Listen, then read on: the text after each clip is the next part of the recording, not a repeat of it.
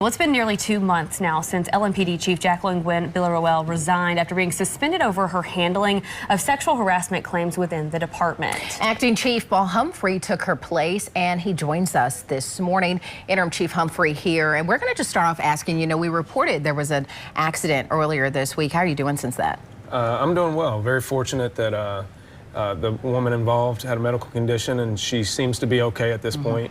But I'll say there were several other people, bystanders, that came to help her and help me out. It was good to see the community involvement in it. Yeah, good to know. Well, there is a new officer-involved shooting policy that has recently changed. So body camera footage will still be released 10 days following the incident, but it's not always going to be done in person, and it's not always going to be done in front of media reporters to ask questions there. Why was that change made? So our policy actually hasn't changed. Our promise to you all has always been to get out our video within 10 days. And that's still what we're doing. And I actually think in this way, it actually increases transparency from the standpoint of, generally when we're doing press conferences, there are not too many details that we can give you, additional details. So we have a tendency to get asked the same questions that we either can't answer or they're generic.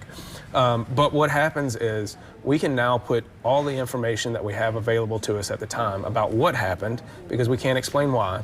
And we put that in a package so that at any point, anyone who goes on YouTube can see that. Not everybody has the opportunity to watch your press conferences or your coverage of those press conferences live or in its totality.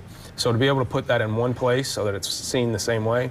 And the other thing is I actually think this improves from the standpoint of, I think a lot of people don't know that officers don't watch these videos. So they haven't seen their video before they're required to give a statement. So we make sure that they give their statements in this case, and then they're shown the videos afterwards. So we don't want to be put in a situation where we're trying to give more information and we want the public to know, but we're either making guesses or conclusions that we shouldn't make. And it's a possibility that we can influence the investigation one way or the other, and we shouldn't do that. And so we want to make sure we don't do that. Are you concerned at all that people will interpret this video in their own way and that could cause even more problems? So that's why we're trying to put it out with the information attached to it. We can't make an interpretation of right or wrong. Sometimes, majority of these situations, it's pretty clear, but it's inappropriate for me at my level or anyone in the chief's office to make a judgment of whether this was right or wrong until the investigation is complete. And so we want to make sure that information is consistent and people understand how it's going to come out every single time. So just this weekend, there was a double murder in the Highlands, a really popular bar, a lot of people out and about. Safety is always top of mind for residents especially. Can you just talk about what you guys are doing to stop that type of violence? And again, with an incident where so many people were there, maybe why an arrest hasn't been made? Right. So we have a lot of video that we're sorting through and a ton of witnesses on that particular case.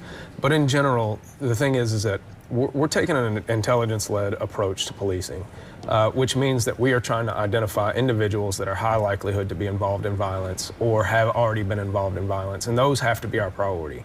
What this comes down to is violent crime. We have to get a hold of it. And this is going to have to involve everyone. Community safety is a partnership between the community and the police department and every other aspect of government, as well as nonprofits. And so we have to be proactive in all aspects of that. And so for us, what that means is that we have to go out and lock people up. We need to be making stops. We need to be taking the right people to jail. And we need to be communicating with the community about how that's going and what the community needs at the same time. So we're employing several different strategies, but part of what this is also is that we're in a time of planning. So we have to have a cogent plan about how to address violent crime in this community so that we're not just throwing things at the wall to see what sticks. So we're in the process now as a command staff of putting together a crime plan so that we can address violent crime in a strategic way as opposed to dealing with one-offs. I think particularly our investigative units in CID and homicide, they're doing a great job of gathering intelligence and putting together strong cases. But obviously we have a long way to go, and there's some gaps that we have to fill. And so we have to make sure that everyone, from my seat all the way to the newest recruit, understands what that plan is and understands what their role is in solving violent crime. And in your seat, the interim police chief right now, there's kind of been a revolving door when it comes to the chief position at LMPD. Is there an active search going on, and are you interested in the job? There is no active search going on. I think the mayor's made that clear. Right now, I am focusing on getting this done. Okay.